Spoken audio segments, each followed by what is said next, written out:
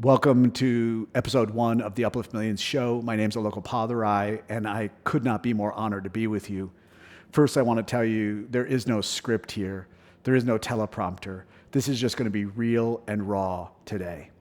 Sharing straight from my heart, straight to your heart. And if you resonate with it, I invite you to subscribe, maybe jump on to upliftmillions.com, begin to explore joining our alliance and taking a next step into our community. And if not, well, then you will have spent a little bit of time with me and hopefully you get something out of this. I'm going to dedicate episode 1 to what I call the calling. I believe each and every single one of us came to earth with a calling, with a code that's been pre-programmed into your DNA. It's a calling for how you are to serve and contribute to something bigger than yourself. I truly believe we have all been programmed that way. Even if you weren't taught to think that way, it is true. Deep down, we take great pleasure, great joy in making even one person's life better in a certain way. So I ask you to lean into your calling. I ask you to consider, what is your calling? Why are you here? What is the reason that you're on this planet? Now, when I was 19 years old, I was walking down the street in college. I went to a fancy liberal arts school, and I was trying to come up with a mission statement, this reason I'm here, this purpose, what I now understand is called soul purpose. And I was creating all these sentences with all these fancy words, and I wanted it to sound really sophisticated so that I would sound really smart. And all of it was crap. Every single one of those mission statements, those purpose statements, those reasons for being just sounded contrived. I knew it, and I knew that everybody else around me would know it. And then a voice from within began to talk to me, began to say a simple sentence, and it went like this: Alok, do good and make other people's lives better. I said, that's it? The voice inside was like, that's it. Can you do that? And I was like, I can do that. Hello, that's what I'm programmed for. I have known since I was 5 years old, I'm supposed to do good and make other people's lives better. I just didn't have the language pattern for it. And in that moment, it all clicked. I knew that if I just simply use that as the frame for every decision that I make, for what I would be putting my life force energy to, that I would fulfill my reason for being on earth. And so every company that I've built in my career, whether that's in clean energy technology, global media for women, sustainable fashion that fed 500,000 meals to people in need, or now Uplift Millions, where we've created online and offline sanctuaries for over 1,000 CEOs and leaders who are leading in a conscious way, wanting to uplift humanity and contribute in whatever way they've come here to contribute. All of it has a thread, a through line that weaves it all together of what? Do good and make other people's lives better. See, your calling doesn't have to be a fancy idea. It just has to be a simple idea that your body responds to, that your body tells you this is true. Now, your calling also likely might be edgy. It might feel bigger than what you've ever believed you're capable of, or it might require of you to pursue a way of thinking that nobody in your lineage had ever gone for, has ever done. And that can feel incredibly lonely. You know, your calling might make you quake in your boots.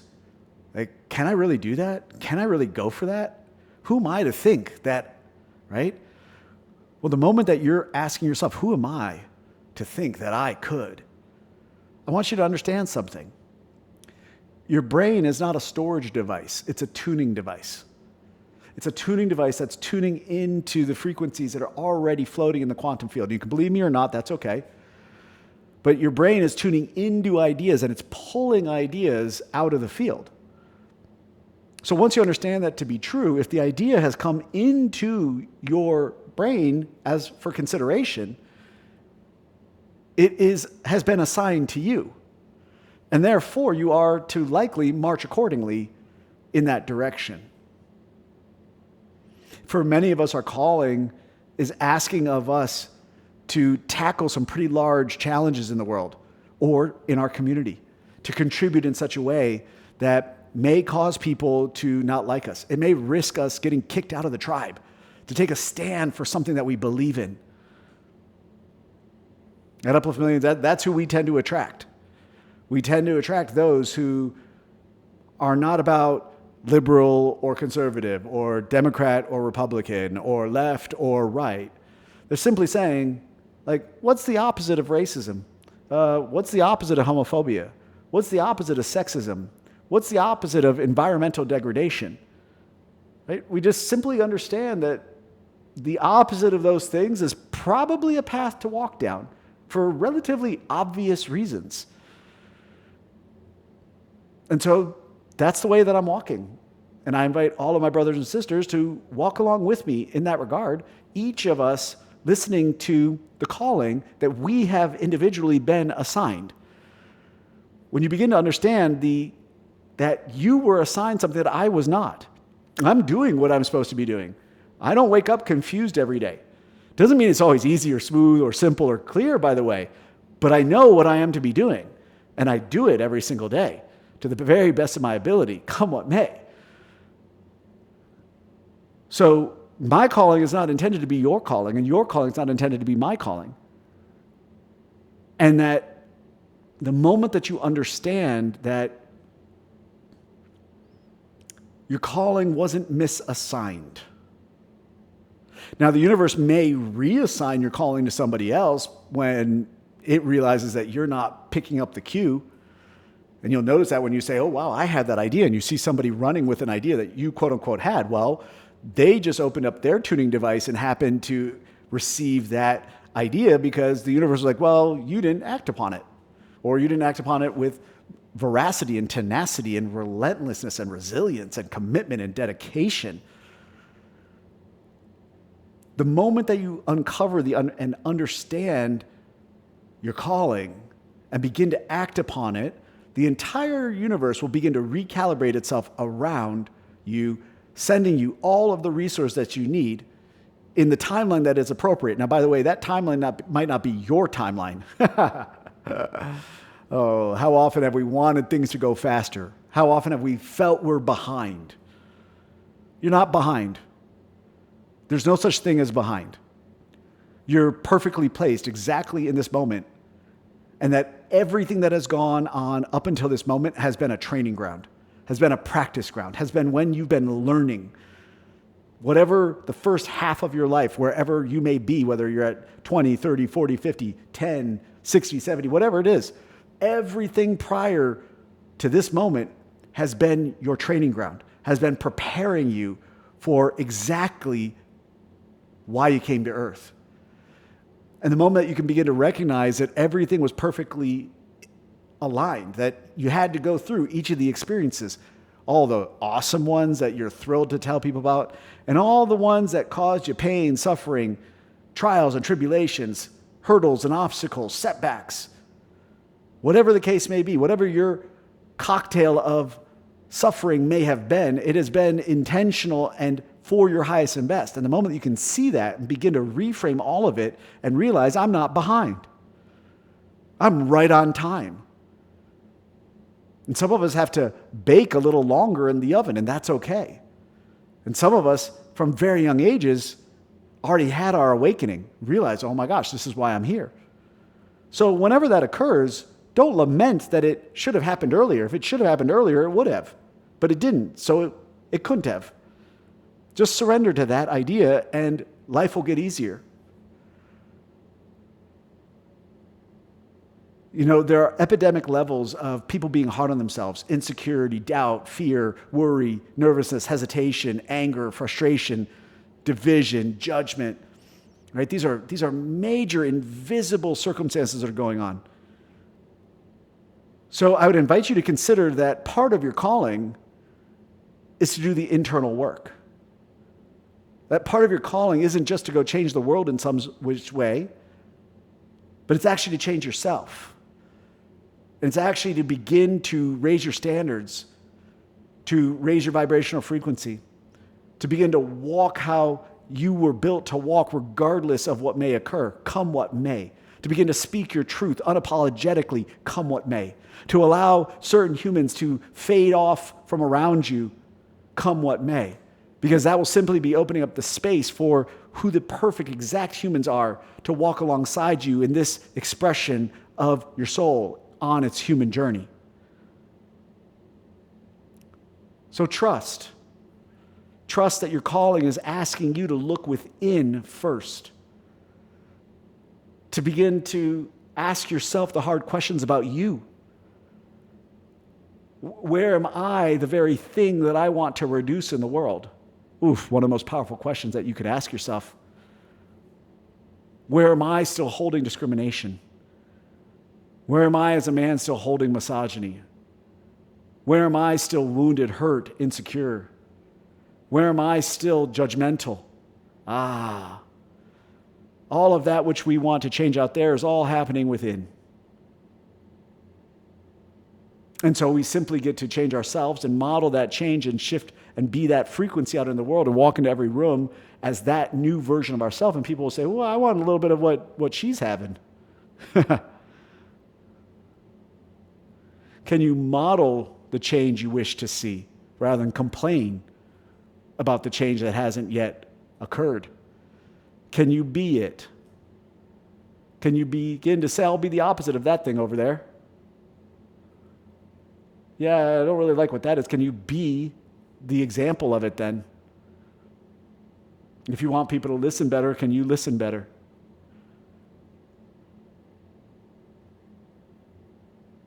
So as we begin to embark upon this next phase of humanity, part of what we will dedicate this show to is the indomitable will of the human spirit. We'll be showcasing stories of beings that overcame various forms of adversity, various limitations, various reasons that other people would crumble or break, various hurdles and obstacles, various systems that were not built for them in all ways, shapes, and forms. But I'm also going to be demystifying the covert programming that's keeping us in states of suffering. Systems that benefit a very small number of humans and consolidate profit and power into their hands while keeping the masses at each other's throats, reflecting an internal war inside ourselves in an external reality having to do with race, gender, politics, etc. There's a grand psyops going on, a psychological operations. There are those that understand the levers that can be pulled that will leave you feeling a certain way. And if you've wondered, why is that happening? Well, no, it is intentional. And some people will say, well, that's a conspiracy. It's not a conspiracy, it's clarity. It's grounded, centered clarity. The more that you understand the tools and the mechanisms of manipulation, mind control, brainwashing, you'll begin to see their fingerprints everywhere. And in so doing, by raising the awareness, what we hope to do at Uplift Millions is say, can these ideas be used for good? Can we begin to understand them and so we can be in resistance to the dark forces that are wanting humanity to stay in a certain way, divided, angry, exhausted? These are the mechanisms that create docility and controllability on a mass scale. There are really powerful thinkers throughout history who have been looking at how do we use nonviolent tools to create tremendous transformation in the world.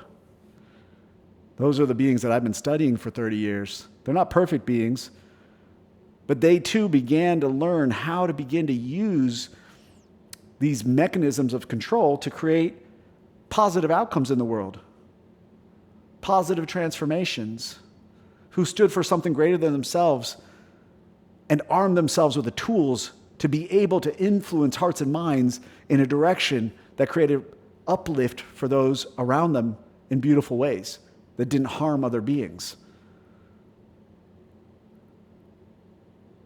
They were able to leverage the power of reconsideration, getting other humans to reconsider an existing belief system in order to create a new outcome, a new reality in the world. Gandhi did that with the British. Gandhi empowered a certain number of people in India to rise up and say, hey, these laws and these systems, no, we're a no to them. We're not going to use violence to create the outcome, but we will resist in certain ways. Well, it takes a leader communicating in a certain way to empower people to be able to do a certain thing. Jesus was the same way. Mother Teresa was the same way. You start looking at the codes that all of them understood to create nonviolent transformation in the world. And at Uplift Millions, that's what we are standing for. We're saying we can begin as leaders to utilize these tools that are currently used as part of dark psychology to create less positive outcomes for the masses and only positive outcomes for a very small number of humans. To me, that is the force, as one of my mentors, Shiheng Yi, who's a 35th generation Shaolin monk, speaks, and someone asked him on a podcast interview, you could just be in your temple all day. Why are you here giving this podcast? Why are you speaking of these ideas that the Shaolin monks believe in about the mind, about the body, about the world? And he simply said, there are some people working as forces in a certain direction, and there are other people working as forces in another direction. And he said, I choose to be in that second direction. I find that very courageous and very inspiring when one could not do so. You know, people think that spiritual mastery is simply about being in a state of love and vibrating at a certain frequency, and that's beautiful. But all of the greats that I've studied, Thich Nhat Hanh, the Dalai Lama, going back to Jesus, all said the same codes, and I'm somebody that looks for the codes. The codes are active love. The codes are not ignoring the forms of oppression that are going on in the world and pretending like it doesn't exist or that it doesn't affect you or that it isn't yours to speak into. It doesn't mean that you speak into or stand for all of them, but nor did they just sit on a lotus pad and say, none of that is of my concern. Sadhguru, another great out of India. You can go look up his videos speaking into all of these things. Thich Nhat Hanh, you can go look up his writings on all of these things. And so we each find our zone of contribution. We each find our area that we want to contribute our life force into for the highest and best of all. And each of those beings, if you watch them and study them, they all understand the codes of how to ethically influence other beings for the highest and best for the collective versus the highest and best of the few. That is the choice at hand. And if you're in the latter category, you likely won't like being in the Uplift Millions ecosystem very much. But if you're in the category of wanting the highest and best for the collective in the best way, shape, or form that you're possibly able to contribute to, well, then welcome home. I see you. I love you. I'm glad you're here. And if you're not in this camp, I love you too. But then I may try to begin to ask for consideration, just like how Martin Luther King asked us to reconsider African Americans not having the right to vote. Temple Grandin asked farmers to reconsider their treatment of animals. We can go down the line of the power of collective reconsideration, which creates a shift in collective consciousness, which then leads to shift in laws and policies and economic systems and beyond. On the Uplift Millions Show, you're going to hear me talk about God, source, universe, but you won't hear me talking about a single religion, a specific religion. I'm not against any of the religions. And on one of the episodes, I'll talk to you about my spiritual awakening at age 13. And are you required to believe in God to be in the Uplift Millions ecosystem? No, but you will hear about God, source, universe, infinite wisdom, universal intelligence. There's whatever name you want to slap on it. I honor that, by the way. I honor the name. But what we won't do is get into religious, political, or social dogma. The rules that humans put on each other, that put humans into the prison Uplift Millions is your pathway to freedom out of the prison of the human condition and the rules and the regulations that other people have put onto you that have bound you into a way of thinking and being that really was never yours. That you were told you were supposed to be a certain way for certain reasons that you likely have no idea why and may not have ever questioned. There's 3 phases in the human journey. The first one is how you're born. You're born perfect. You're just born. And then in phase 2 is when you began to think, how do I need to be in order to fit in, to be accepted, to be loved, to belong? And that's when you started putting masks on. You started doing all these things and all these behaviors. Phase 3 is when you start removing all of that. And phase 3 is, I'm going to be straight with you. Phase 3, the journey from phase 2 to phase 3 is like being in the cocoon from a caterpillar to a butterfly. And if you understand that, what you'll understand about that process is that it's painful. Literally, the caterpillar in the goop disintegrates. Oh, you used to think it's like this bucolic experience where the butterfly just emerges from this beautiful thing, right? A process called metamorphosis. But actually, it's literally a disintegration such that the new can emerge. Well, for many of us, that's phase 2 to phase 3, where you're going to begin to learn how to unlearn all the rubble that people have put on you since birth, basically, about how you're supposed to be, how you're supposed to dress, how you're supposed to pray, what religion you're supposed to be a part of, how you're supposed to eat, what music you're supposed to listen to, what political party you're supposed to vote for, what you believe is right, wrong, good, bad, better, worse. All of that is programming. And what's occurred is that certain humans have learned the mechanisms, the levers of programming and realized, oh, we can use those levers and it'll consolidate power. It'll make us more powerful and make us more money. And so they just began to pull those levers little by little. They realized, oh, this works. And so then they started extracting more and more money and extracting more and more docility and less resistance and more strife and all these things, all through the mechanisms of control that started being put onto you when you were very young. So phase 3 is when we begin to break out of that. It's the pathway to freedom. It's the zone where we begin to say, how do I want to live? Come what may. It's what some people would call the give no fuck zone, where you're just no longer playing by other people's rules, playing by other people's prison bars. And you're beginning to say what you want to say, how you want to say it, come what may. It doesn't mean you're going to be rude or needing to be abrasive just for the fact of being abrasive. No, you're going to find what's really true. You're going to find what your voice is. And that's going to begin to reflect your calling. And you're going to begin to step into that calling more and more and more. And you're going to begin to remove the internal limiters that are holding you back from the fullest expression of your calling, whatever that is. Whether that's to be a social impact entrepreneur, an artist, a writer, a painter, a philosopher, a mother, a father, whatever that is, a spiritual being, a creator, whatever it is, you are to be it as fully possible as you could, to be the fullest expression of it.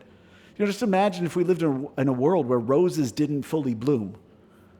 That would be a pretty sad world to me. That would be a world that I'm not so interested in living in.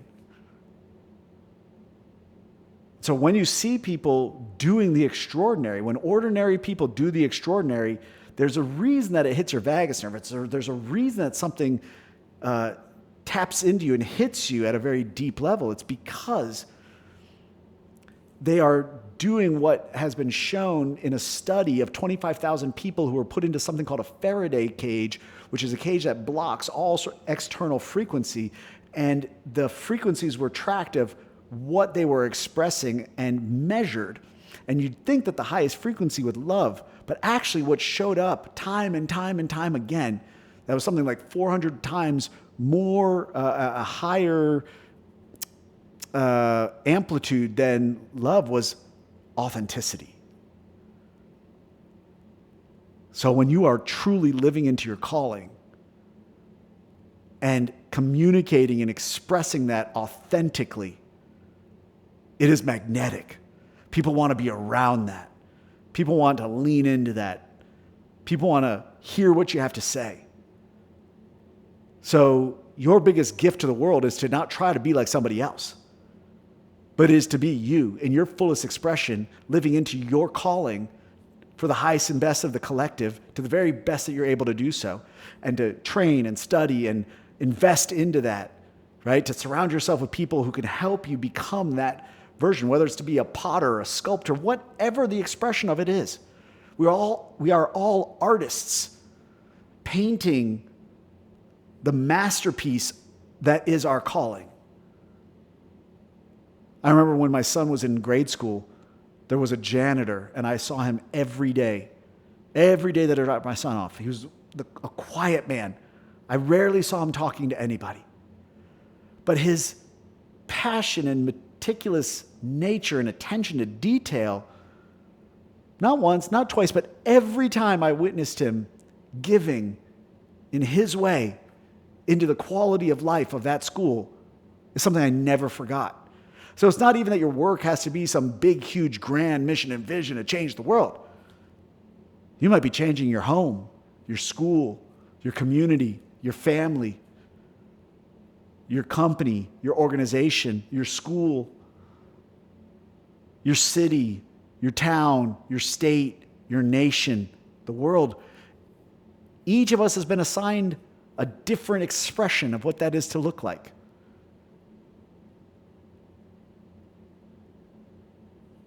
But I will tell you that you are to be the most authentic expression of that calling. And if it makes you quake in your boots a little bit, fantastic, all the better. And if it makes you begin to have the butterflies of both excitement and nervousness, perfect. And for some of you, if it begins to hit the, will I be accepted for this? Will I lose everything? That's God leaning in and telling you, this is the way to walk, my child. I'm assigning you in a certain way, and I will give you everything that you need if you're courageous enough to take the leap of faith and then dedicate and fully act upon. You know, a bird jumping out of the nest can't just jump out of the nest. It has to jump out of the nest and flap its wings. It's not enough to just take the leap. We must act accordingly in alignment with the leap, whatever that may be. And I want you to know that you're not alone. I want you to know that there are so many beings around you who will cheer you on, who will support you, who will believe in you, who will see you in your highest and best. Surround yourself with those people. You may only have one of those, by the way, and that's okay. We only need just one. I'd like to think that we don't need any, right? That all of our beliefs should just come from within ourselves. But honestly, you and I both know there are those crappy days where we've just been knocked around, pushed back, had some setbacks, some things that didn't go right. So all we need is even just that one being who we can tap into for a little bit of their belief in us. That's one of the things I'm most proud about in all of the online and offline sanctuaries that we create at Uplift Millions.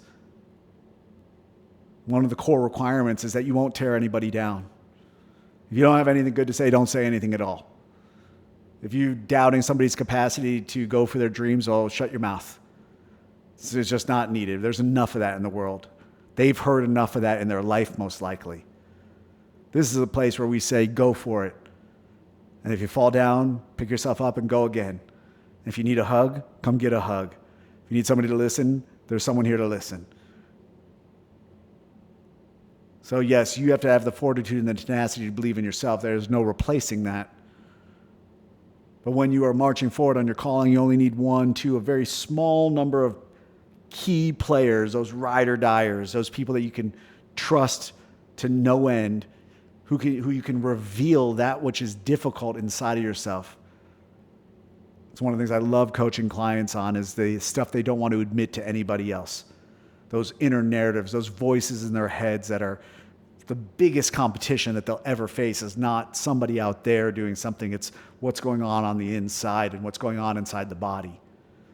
The more that you transform what's happening up here and inside the body and getting a handle on your central nervous system and begin to reshape the thinking of the mind, you'll watch time collapse. You'll watch the biggest outcomes start occurring. You'll watch your marriages get better. Your weight will start falling off. You'll get in the best shape of your life. You'll start making changes in your company and your career. So many things will radically shift because this is your life and this is your calling.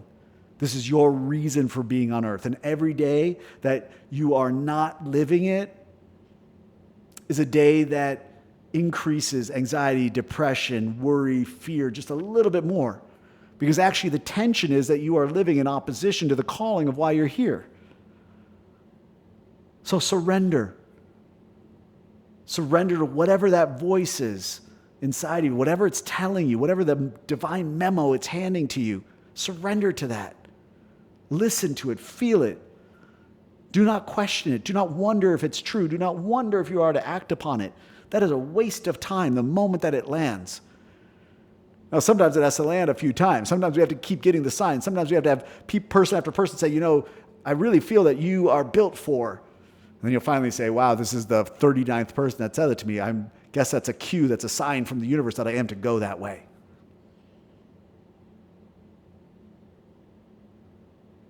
So I honor your process to get there. I honor the perfection of the timeline of that process. I honor anything that might go on in the body, knowing that you may be doing something that no one in your lineage has ever gone for. That takes courage. That takes belief. That takes overcoming all of the invisible operating system, those internal malwares that will hold you back and tell you that you can't. The next time you say to yourself, internally, who am I to really think I could? The answer is simply, I am the one that had the idea, and therefore it is evidence that I can. When I was young, we used to say things like, well, it's not like it's rocket science. It's not like going to the moon. Well, the other day I told my son, it is likely that going to the moon will be normal in your lifetime. So anything is actually within reach as long as you're willing to have the courage to have the vision in your mind, to begin to allow the emotions of that vision to fill up your body, and then to allow your actions to align exactly with that and to remove anything that isn't that. That is the pursuit of your calling. And if you attach that process to outcomes that are service-based, where you become servant leader, there is a precious reward in that comes from the inside. That feeling of making somebody's life better, where they look at you and they just say, thank you. Or maybe you'll never get an acknowledgement for it ever. But you know that you contributed something to laying a foundation for a new possibility in their life. And you just silently stand behind the curtain and smile. I truly believe, as one of my heroes said, Howard Zinn said, something like, small acts when done by millions of people change the world. And by the way, that can go in both directions, right? That can be negative directions or positive directions. So I like to think about it as a little bit of a upgrade, which is small positive acts when done by millions of people change the world. Welcome to the Uplift Millions Show. I invite you to subscribe, get notified every time we put an episode out. I invite you to go to upliftmillions.com, join the Uplift Millions Alliance. I do weekly live streams. We've got monthly live calls. We've got a full private app for our community with all of my teachings and trainings inside of it. And it'll equip you to be a conscious leader in this world who will transform personally, spiritually, and as a leader of your household, your community, your companies. Welcome to our family. Blessings to you.